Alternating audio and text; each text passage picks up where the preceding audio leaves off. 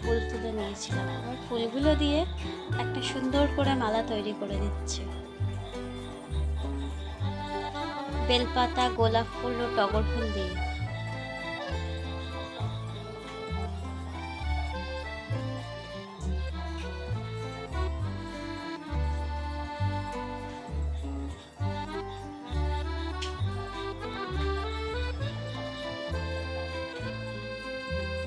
মালাটা প্রায় তৈরি হয়ে এসছে।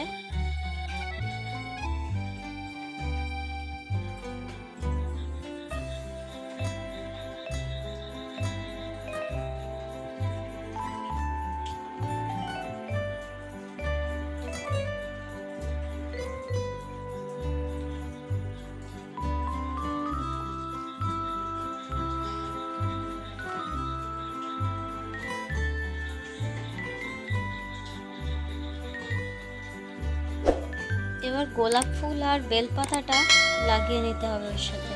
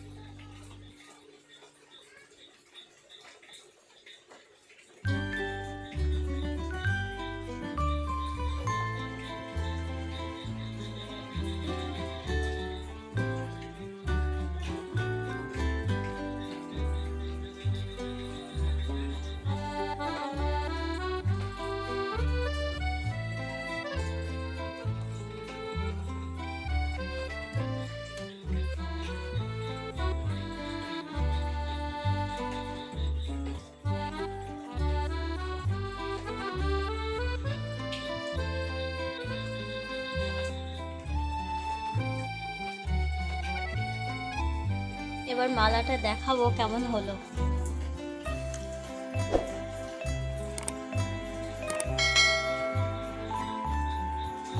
তো দেখো মালা এখন রেডি।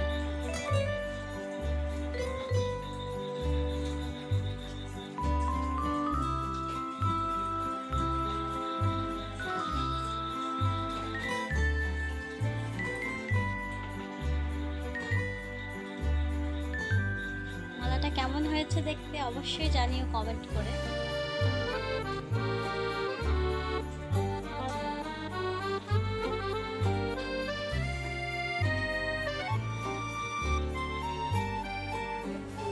এরপর প্রতিদিনের মতো আমি বাড়িতে পুজোটা আজকেও সেরে নিয়েছিলাম।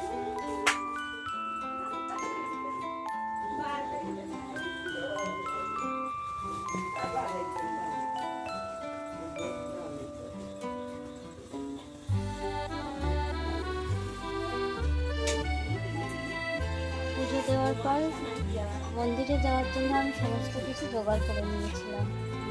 ফুল, বেলপাতা, তুলসী পাতা, দূর্বা, ফল, ঘি, মধু, বাতাসা, মিষ্টি।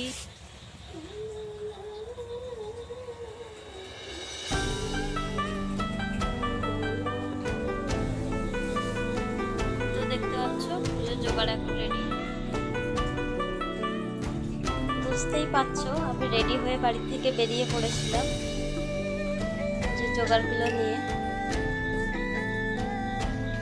পুজো দিতে বেরিয়েছিলাম।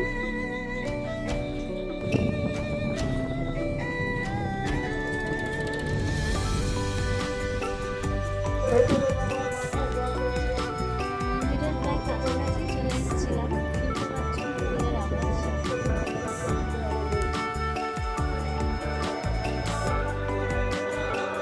প্রসাদ তৈরি করার জন্য আমি বাড়ি থেকে বটিটা নিয়ে যেতেই ভুলে গেছিলাম। তাই আবার মন্দিরের কাছে একজনের বাড়িতে এসেছিলাম তার ঠাকুরঘর থেকে বটিটা নিয়ে যেতে। দেখো ঠাকুরঘরটা কত সুন্দর।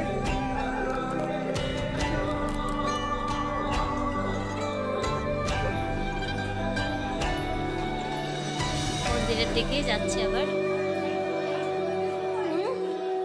চলো নাকি মন্দিরের চারপাশটা এবার ঘুরে দেখাবো। আজকে লোক হয়েছিল, যেহেতু শ্রাবণ মাসের শেষ সোমবার ছিল, তাই মোটামুটি অনেকেই এসেছিল মন্দিরে জল ঢালতে হওয়ার মাথায়।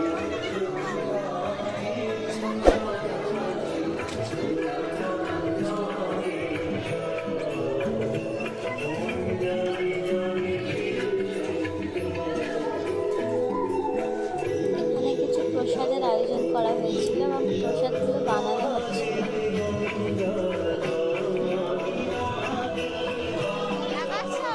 খিচুড়ির আয়োজন ছিল, পায়েস ছিল, দেখতে পাচ্ছ রান্না চলছে।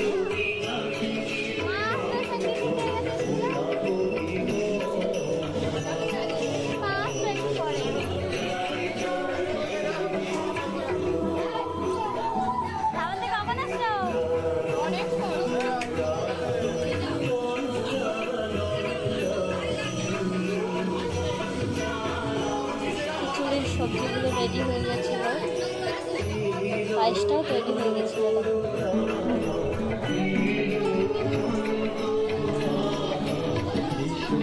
চলো এবার মন্দিরটা দেখে নেবো।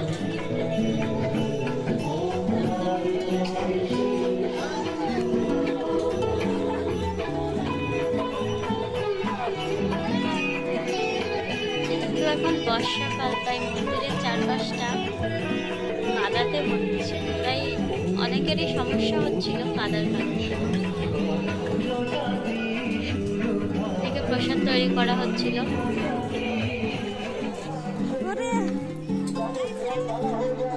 মন্দিরে এসে ফুচকুর সাথে দেখা হয়ে গেছিল, স্নান করতে এসেছিল।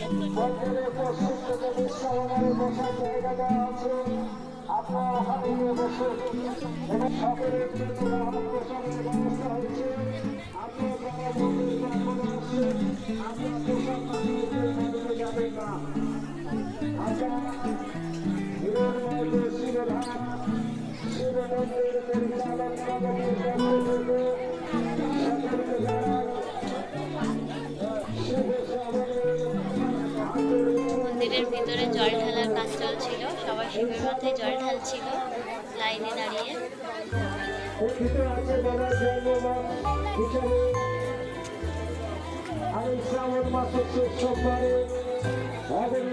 আমি একাই গিয়েছিলাম যেহেতু, তাই সমস্তটা দেখানো সম্ভব হয়নি, কিন্তু যতটা চেষ্টা করেছি দেখিয়েছি। মন্দিরের মধ্যে ফোন অ্যালাউ ছিল না, কোনো রকমের ক্যামেরা অ্যালাউ ছিল না, তো তাও আমি লুকিয়ে কিছুটা দেখানোর চেষ্টা করেছি। তো দেখে নাও মন্দিরের মধ্যে কেমনভাবে ভিড় হচ্ছে, সবাই জল ঢালছে।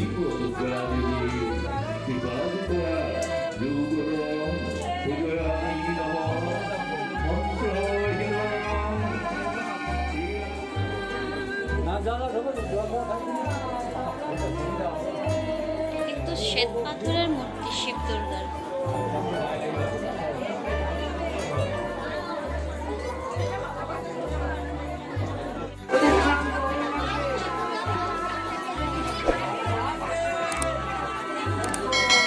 একটা 6 মাসের পুত্রেও এসেছিল জল ঢালতে বাড়ির লোকের সাথে।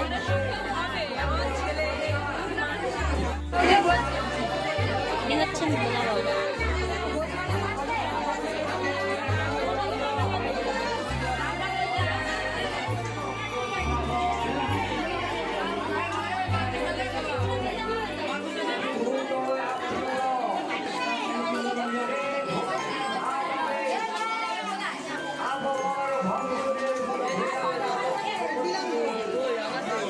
ফাইনালি আমি মন্দিরের মধ্যে ঢুকতে পেরেছি আর জল ঢালার জন্য লাইনে দাঁড়িয়ে আছি।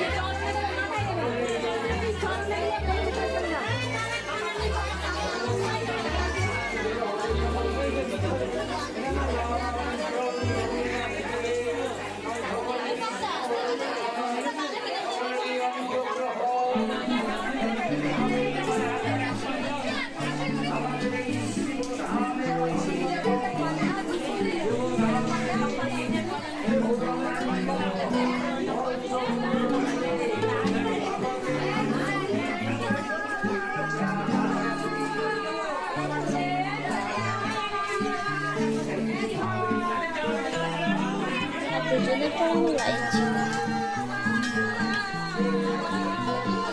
ফাইনালি আমার লাইনটা এসে গেছে। প্রথমে দুধ, গঙ্গা জল, ঘি মধু দিয়ে স্নানটা করিয়ে নিচ্ছি। সবগুলো একসাথেই রাখা ছিল, যেহেতু অনেক মানুষের ভিড় তাই এক এক করে দেওয়া সম্ভব ছিল না, সবটা দুধের সাথে মেশানো ছিল। মালাটা পরিয়ে দেবো।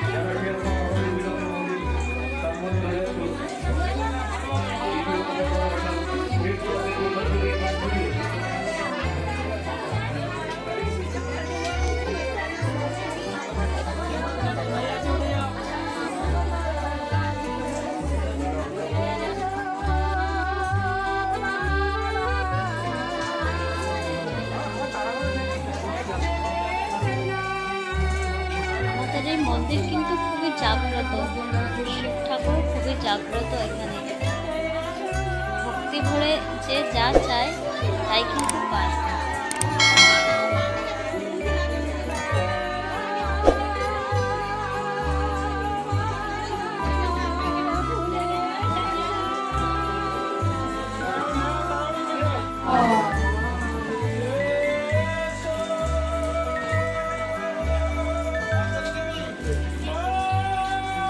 ফল, ফুল, ডাব, দুধ, ঘি, মধু যে যেভাবে পেরেছে নিজের মনের মতো করে পুজো দিয়েছে।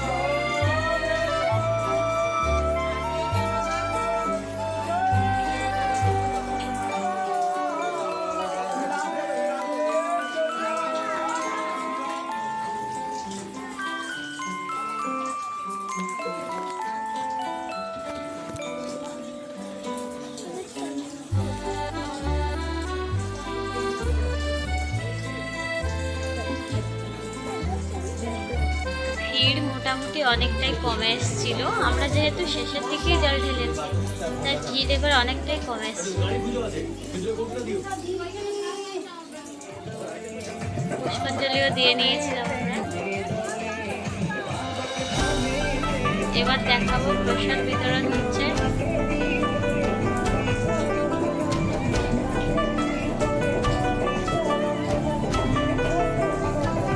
সবাই বসে গেছিল রাস্তার উপর প্রসাদ নেওয়ার জন্য।